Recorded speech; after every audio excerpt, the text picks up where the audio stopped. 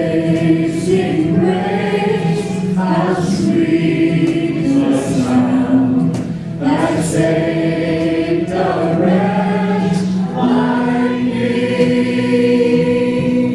I once was lost, but now I'm found. Was blind, but now I see. 'Twas grace that taught my heart to fear, and grace my fears relieved. How precious did that grace appear, the hour I first believed. My chains are gone, I've been set free. My God, my Savior, has ransomed me. And like a flood, His mercy grace, unending love, amazing grace.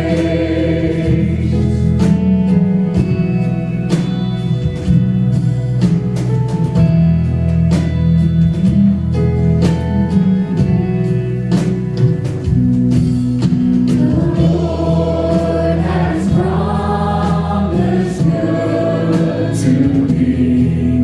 His word my hope secures. He will my shield and portion be, as long as life endures. My chains are gone, I've been set free. My God, my Savior, has ransomed me.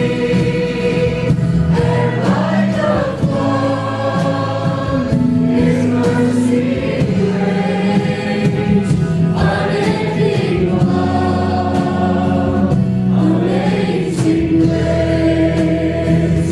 My chains are gone, I've been set free. My God, my Savior, has ransomed me. And like a flood, His mercy grace, unending love, amazing grace.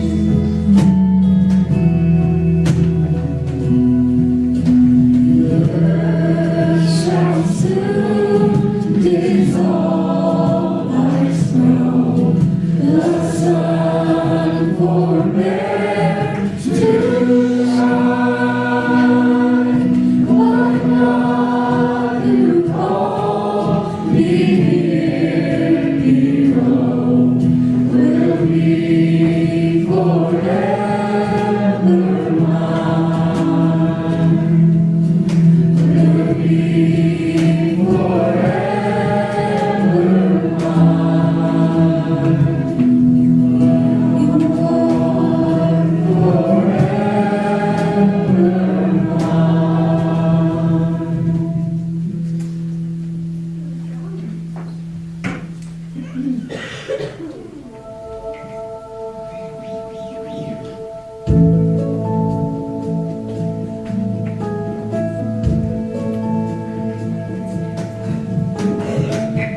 Blessed be your name in a land that is plentiful, where streams of abundance flow. Blessed be your name.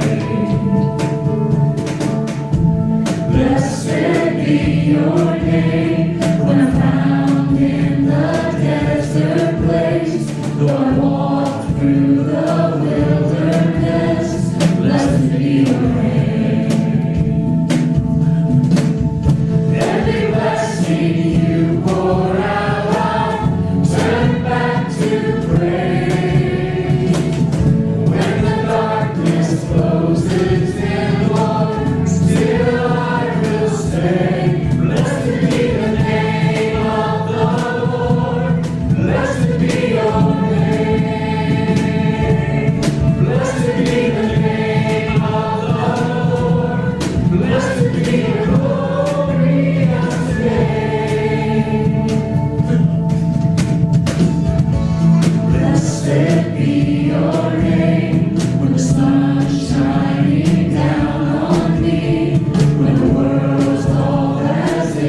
should be. Blessed be your name. Blessed be your name. On the road marked with suffering, Lord is pain in the offering. Blessed be your name. Every blessing you pour out, turn back to praise. When the darkness closes in, Lord, still I will say, blessed be the name of the Lord. Blessed be your name. Blessed be the name of the Lord. Blessed be your glorious name. Blessed be the name of the Lord. Blessed be your name. Blessed be the name of the Lord. Blessed be your glorious name. You give and take away. You give and take away.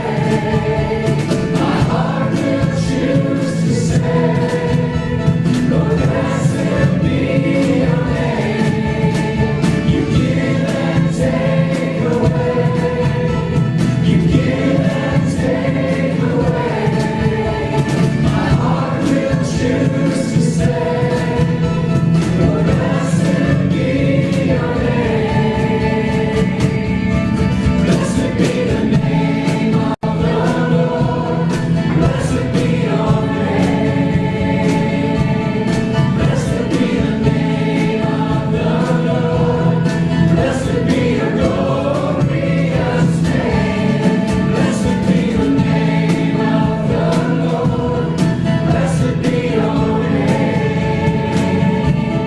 Blessed be the name of the Lord. Blessed be your glorious name.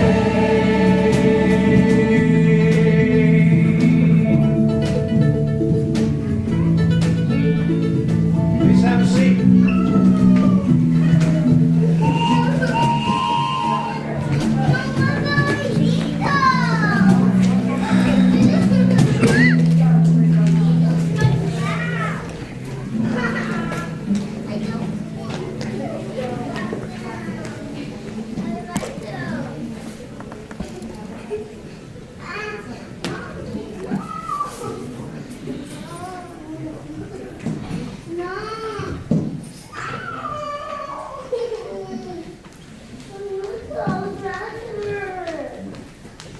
What is this, Mom?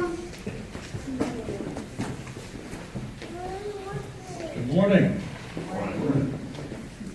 I don't know if you've ever found yourself in an awkward spot, but boy, I sure have been in a couple of awkward spots in my life. I used to own buildings back in the day, and I had renters, and I had a beauty salon that was on the ground floor underneath where my office was. And I came down one day, and there was a girl, her name was Sarah. She was one of 6 haircutters or beauty, whatever.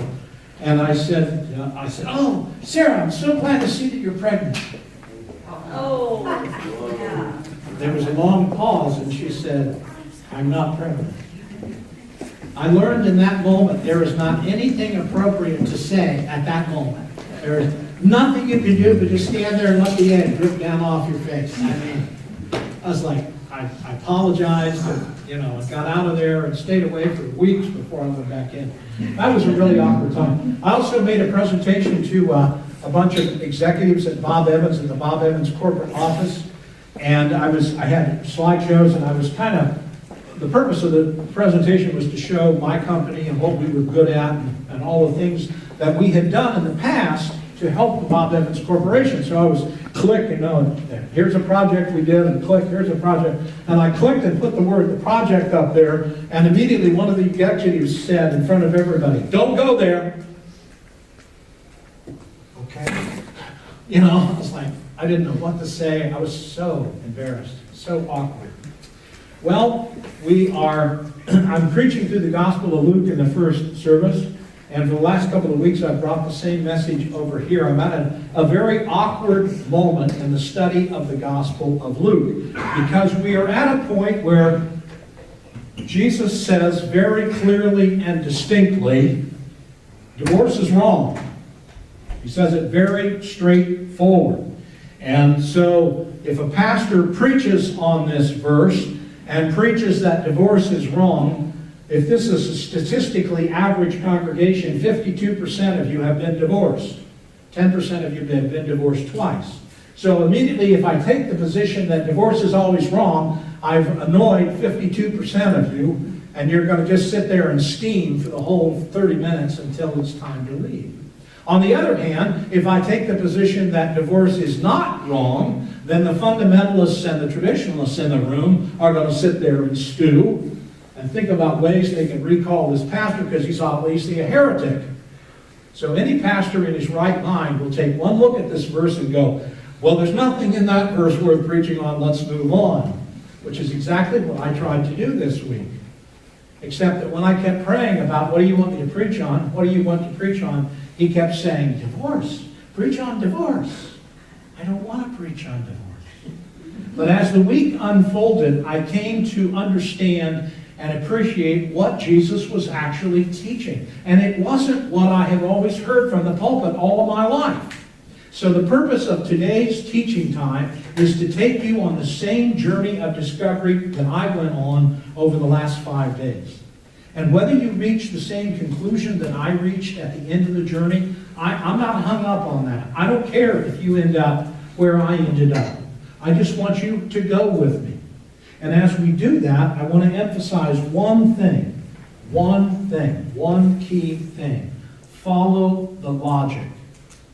Follow the logic of Scripture. As I unpack what Jesus is teaching, as I show you in Scripture what exactly he's talking about, follow the logic. If at the end of the hour you can argue with the logic, that's fine. But just follow the logic as we go through what Jesus was teaching. All right? Let's have the controversial verse. Everyone who divorces his wife and marries another commits adultery, and he who marries a woman divorced from her husband commits adultery. Now that's pretty easy to understand, isn't it? That's why preachers for 200 years have said, divorce is always wrong. And if you're divorced, you're a miserable, rotten human being. Boom. I'm not preaching that this morning, because that's not what he's saying. And I'm going to show that, I think, before we're done. To unpack this and to understand what he is teaching, we need to answer 3 questions. Number 1, is what Jesus' teaching culturally directed? Is there a group of people or circumstances in the society in which he lives that he is preaching to? Or is this universal? That is a question you must ask about every single thing that is taught in the New Testament. Number 2, is what he is teaching a command, a carved in stone command, or is it an ideal to strive for? And number 3, there's a parallel passage in Matthew that we are going to read. And that parallel passage in Matthew contains a phrase that I have used at all 50+ weddings I have ever conducted. And that phrase is, what God has joined together, let no man rent asunder. I have preached that in a wedding ceremony 50+ times, and I have never once, until this week, tried to figure out, what's that mean? Who does God join together? Because we have to figure that out if we want to figure out who should not be torn asunder.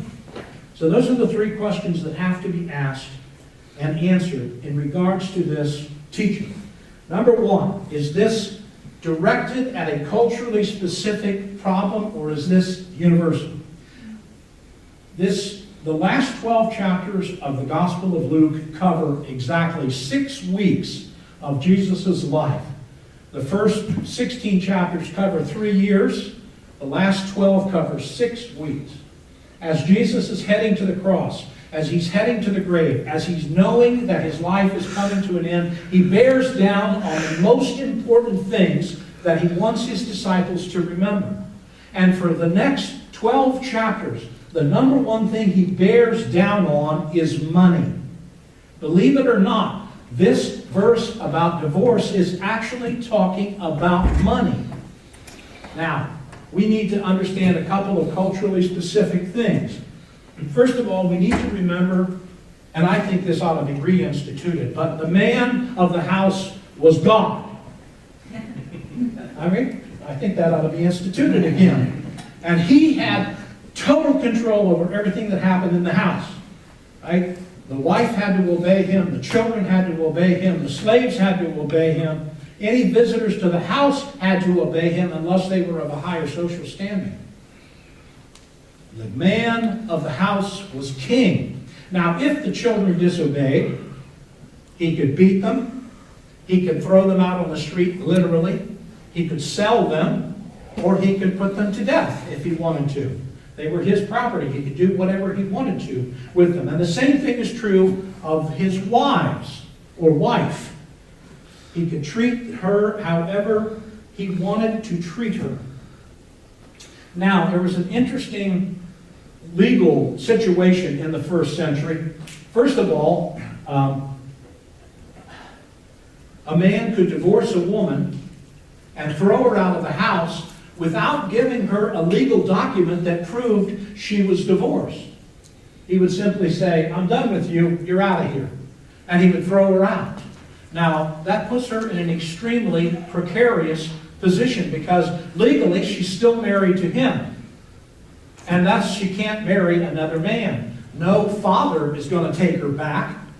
She screwed up her marriage. That's where he put her, was in that relationship, and she messed it up. He's not going to take her back. She can't marry another man. She can't go back to her husband. What does she do for a living? And many of them died in the streets because they were thrown out by their husbands. And Jesus' teaching, which we'll unpack a little bit later, he says, if you have to get a divorce, at least be decent enough to give her a certificate of divorce. So she has a legal document that proves she's divorced and can remarry. Women were in a very precarious position. And as a consequence of that, they did everything in their power to please their husbands, even if they were in an abusive relationship. Now you say, how does this teaching about divorce speak to the issue of money? Well, it's pretty simple. We'll take Rushville as the typical first century village in the Mediterranean world, right? And this village of Rushville is just like all the villages in the Mediterranean world. When someone sneezes in the courthouse, someone in the church says, "Bless you. God bless you." Because we're all tight and we know everything. We all know what's going on, right? That's how much we know. By the time the sneeze is over, we're saying, "God bless you," because we're so tightly connected. So, we're trying to figure out how is divorce related to the subject of money. Well, you're some poor schmuck who lives in Rushville and you've finally gotten 2 cents together. I'm going to use Paul because he's looking at me. Paul finally got 2 cents together and he got up enough courage to ask Kristen's dad for her hand in marriage, and they get married and the whole village knows they're married, and now Kristen doesn't behave. Is Paul going to throw her out? And the answer is, he's in a small village. He needs her to cook and clean and take care of the kids and help raise the flock and help do the garden. And if he throws her out, where is he going to get a replacement? What other father in Rushville is going to trust his daughter with Paul? He couldn't even handle Kristen, you know? So, I'm just teasing on you. So, how often did poor people, poor husbands, throw their wives out the door? The answer is almost never, because they couldn't economically afford to do so. So who are the people throwing the wives out on the street? The rich. And the rich always had another woman waiting to come in the door. And why? Because they're rich. And they could have whatever they wanted to. So the issue of divorce that Jesus is addressing is a culturally specific issue of rich people being awful to their women and just throwing them out on the street like garbage. And the women were desperate. Jesus says that is not what Christians do. And he is teaching the very specific issue that rich people should not take divorce lightly, should not use it as punishment, and should not do it on a whim. That's the number one thing. Another thing we need to know to unpack this is, technically, legally, a man could not commit adultery. Huh? A man could sleep with as many people as he wanted, and he was not guilty of adultery. If a woman looked cross-eyed at another man that wasn't her husband, she committed adultery. And another legal thing that we need to remember is women could not divorce men. Only men could divorce women. Pretty fair world, huh? Women, how about that? And Jesus knew it wasn't fair. And he's preaching to it. He's trying to change the situation. That's the first thing. It is a culturally specific context in which Jesus is preaching. Does it have universal, applicable lessons? Yes. But what he says is not a universal command. So that's the second of the three questions we need to ask and answer. Is this a command? You will do this. Period. And the answer is no. It's an ideal to strive for. And I think I can prove that by asking and answering the next question. And that's where our universal lesson is. The universal lesson is not that all divorces are forbidden, but the universal lesson is twofold. One, there's a certain process, and teenagers, listen up. There's a certain process that God has in place for us to figure out who he wants us to marry. And we're supposed to ask him and talk to him and be in conversation with him so that he leads us to the one that he intended us to be with. I lost my train of thought. Anybody hear a train whistle? Let's have the Matthew 19:3. And the Pharisees came up to Jesus and tested him by asking, "Is it lawful to divorce one's wife for any cause?" He answered, "Have you not read that he who created them from the beginning made them male and female, and said, 'Therefore a man shall leave his father and his mother and hold fast to his wife, and they shall become one flesh. So they are no longer two, but one flesh. What therefore God has joined together, let not man separate.'" And they said to him, "Well, why then did Moses command one to give a certificate of divorce and to send her away?" And he said to them, "Because of your hardness of heart, Moses allowed you to divorce your wives. But from the beginning, it was not so. And I say to you, whosoever divorces his wife except for sexual immorality and marries another commits adultery."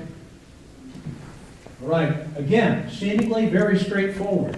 Clearly, Jesus is not encouraging divorce. Clearly, Jesus is not saying, okay, if you're tired of her or dump him and get another one. That's not what he's saying. But he is saying that sometimes divorce is the right option. And listen to me as I try to unpack this so that you can quote me later at lunch correctly. The third question is, what is meant by the phrase, "those that God has joined together"? What is the definition? What criteria? How do we fall into that category? Everybody that marries? Does everybody who get married automatically, does that mean that they're joined by God? Is it when a boy and a girl do that thing that they do in the bedroom? Is that what makes them joined of God? Is it when somebody stands in a church and gets married by a pastor or a priest in the presence of God? Is that what it means to be joined by God? Or is there another way to understand joined by God? Because joined by God is the key to the understanding of Jesus' point about divorce. So we've got to figure out who it is that has been joined by God. Like I said, I preached that or said that phrase over and over in a wedding ceremony without ever thinking about it. But this week I unpacked it. What criteria would we have to meet to fall under the definition joined by God? I think there are three of them. Number one, you have to be believers. Follow the logic. Follow the logic. A couple joined by God. Scripture says God can't look at sinners. God cannot talk to sinners. God does not listen to sinners. How can you say two random people who do not believe in Jesus, who have never accepted Jesus Christ, just randomly get together and they get married, and that coupling is blessed or joined by God, even though they don't even acknowledge God? How could that logic doesn't follow? Two random sinners who pick their mate off the shelf and get married, they are not joined by God, as defined by this scripture. So, the second criteria, were they in conversation with God about who they were dating? And again, teenagers and 20-somethings, I want you to hear this. God has a plan for your life. We are created intentionally. And the logic follows. If you are created intentionally, God has a purpose for your life. He has a set of things for you to do with your life. Does it not also stand to reason that He has a perfect helpmate for you to help you accomplish your purpose in life? Does that not make sense? That He has created you intentionally to do A. Would He not create a partner for you so that you can help him or her do their created purpose and you theirs? Does that not make sense? Does it make sense that God would say, oh, just randomly pick anybody you want and we'll make it work out? That doesn't make sense. God has a specific purpose for your life. He has a purpose, a person. He has a person chosen for you. For lack of a better word, a soulmate, who is perfectly designed to fit your weaknesses, to counterbalance all of your bad spots, and to balance it out. But how do you find that person? How do you come to find the one particular person that God has created for you? You have to believe in Him, accept Him, and accept His gift of salvation, and you got to talk to Him. You got to talk to Him. If through the dating process you choose, oh, she looks cute, I'll marry her. I'll just start dating her. That's cute. You know, I want to be seen with her because she looks really cute. Is that the criteria by which we choose a mate? Listen to God. Talk to God. He will talk to you. He will guide you. I promise you. And then, when you are guided to the one that God has created for you to fit your purpose in life, and you ask Him and He says, yeah, that's the one, and you marry that person, that meets the definition of joined together by God. And in my theology, no divorce is permitted in that case. I believe and will testify to the days of my death that Pam was created for me. I've made the statement many times. If I lived 1 year with 47 different women and went back and picked the one that was best suited to help me be who I am, it would be Pam every time. 3 weeks from today will be 47 years we've been married. I saw her in a dream before I ever met her. Even though I was going to be a solo pastor. I've told you this before, it still blows my mind. God put us together. For me to divorce Pam would destroy the remainder of my life. I would not be fit to be a pastor. I would not be fit to preach, because I have torn asunder what God has put together. Now flip the logic on that, all right? So Kristen just picks out this handsome, good-looking captain of the football team, and he was a hot-looking guy. She starts dating him, and she falls for him, and she marries him. And then she says to God, by the way, is this what you want me to do? And He says, nope, you missed it. That's not who I want you with. What is Kristen to do now? Do you believe that God allows you to make a mistake as a sinner, and then you have to live with that sin for the rest of your life? Does that make any sense? That God has a perfect mate for Kristen. Kristen, in her sin and in her ego, picks this handsome guy who has nothing compatible to add to her life. And then 2 years later, 5 years later, God says, Kristen, this one. Is now Kristen bound to the one she chose when the one that God chose is waiting for her? What do you think? Am I preaching divorce? Am I telling you to get a divorce? That's not what I'm saying. What I'm saying to you is follow a certain pattern before. So when you choose the one, you are the one that God intended you to be with, and you can be all that you can be. You can fulfill the purpose for your life. But to consider the fact that through our sinfulness and our stupidity, we picked the wrong one, and then we have to live with that? That makes no sense. I know in Corinthians, Paul says, this is me talking, not Jesus, but I think that a believer should stay with an unbeliever after the conversion has happened, and in so doing, maybe lead that one to the Lord. Pam's brother, who I'm not going to name because I don't want it on the internet, he was an alcoholic and he was a gambler and he loved marijuana, and so did his wife. And they partied every Friday night, every Saturday night. They had a tremendous time, and God put him in a hole, the depths of which he was way down in the hole. I mean, he was in such misery. He got arrested and put in jail, etc., etc. And out of the bottom of the pit, he found Jesus Christ. When he came out of the pit, he didn't drink anymore, he didn't smoke anymore, he didn't party anymore, he didn't gamble anymore, but he was married to a woman that was her life's goal. And he tried, and he tried, and he tried, and he tried to bring her to an understanding of Jesus Christ. She said no. And so do you think God intended for them to stay together for the rest of their lives? And of course, she divorced him. She couldn't stand it because they weren't equally yoked anymore.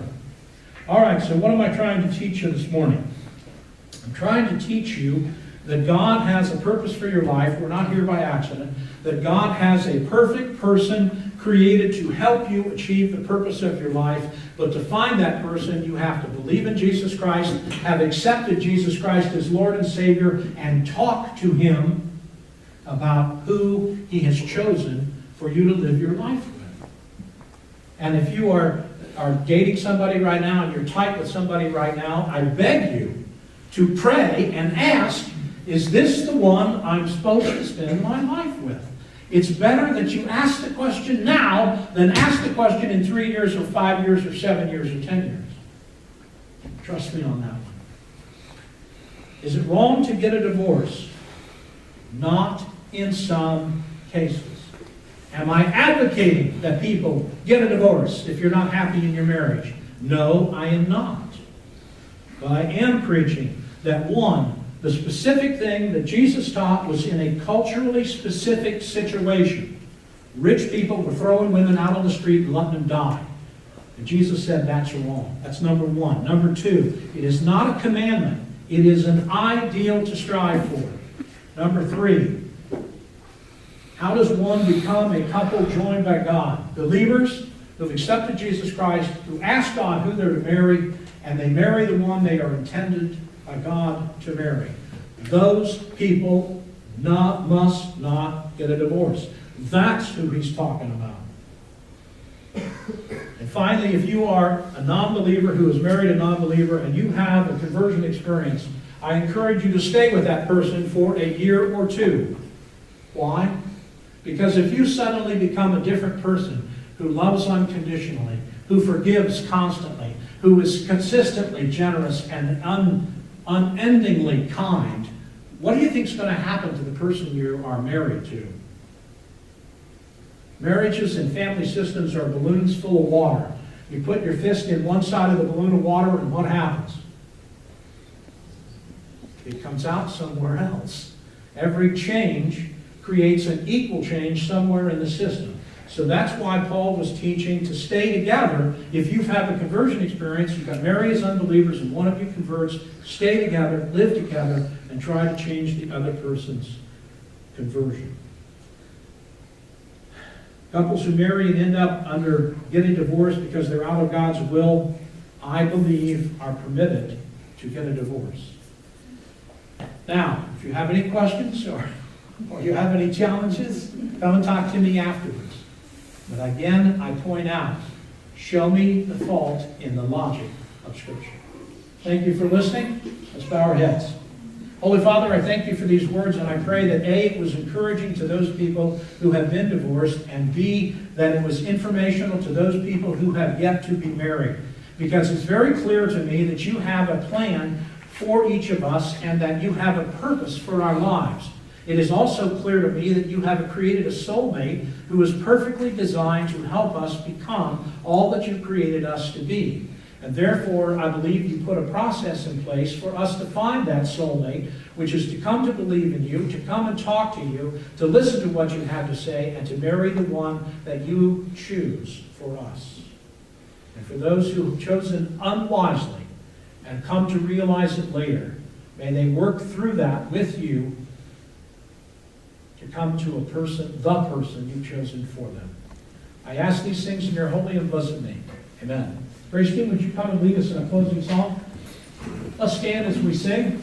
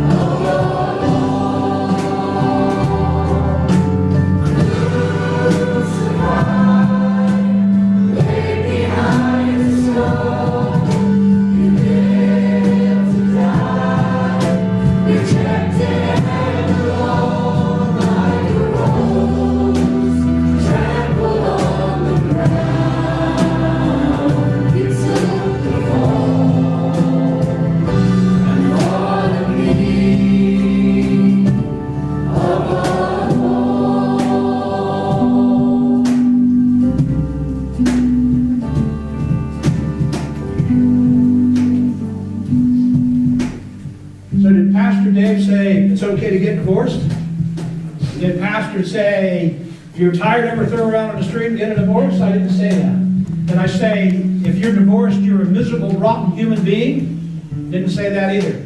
Did I say if you got a divorce, you're going to hell and you're a sinner? Didn't say that either.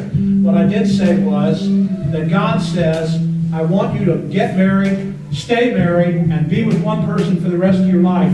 But to find the one that I have created for you, you need to be a believer. You need to give your life to Jesus Christ. You need to ask Him who it is that you're to date and marry, and then commit yourself to that one individual. And that is the best of all possible worlds. It's the best thing for your children. It's the best thing for your families. But if you've been in divorce, it's okay. Move on. Try to live your life as best you can with what God is asking you to do. All right? All right. I know it's going to come back. I'm going to hear quotes later on from the community. Thank you so much for being here. Let's bow our heads. Holy Father, thank you for this message. I pray that each person has heard and understood and takes away from it what they need for their lives where they are right now. For our young ones in particular, Father, speak to them in such a way that they understand that you've got this. You have the perfect person for them. They just need to be patient and listen for you and ask for you. And then you will guide them to the one that you have chosen for them. And I ask, Father, you will bless us and help us as a church family to faithfully live out your traits of unconditional love, kindness, forgiveness, and generosity. We ask these things in the name of Jesus Christ. Amen.